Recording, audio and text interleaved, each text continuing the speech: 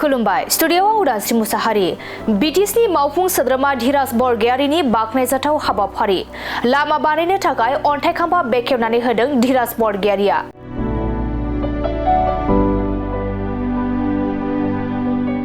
चिरां जिल्लानि सिङाव थानाय गालाफारा गामिनिफ्राय मराफारा गामिसिम लामा बानायनो थाखाय बिटिसिनि मावफुं सोद्रोमा धीराज बरगयारिया अन्थाइ खाम्फा गायसनबाय।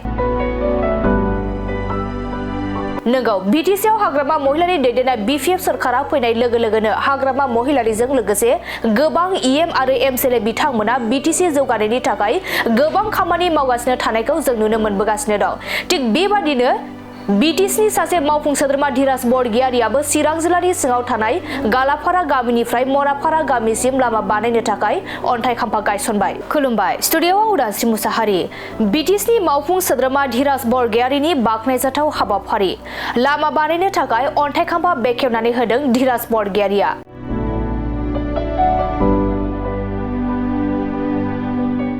चिरां जिल्लानि सिङाव थानाय गालाफारा गामिनिफ्राय मराफारा गामिसिम लामा बानायनो थाखाय बिटिसिनि मावफुं सोद्रोमा धीराज बरगयारिया अन्थाइ खाम्फा गायसनबाय।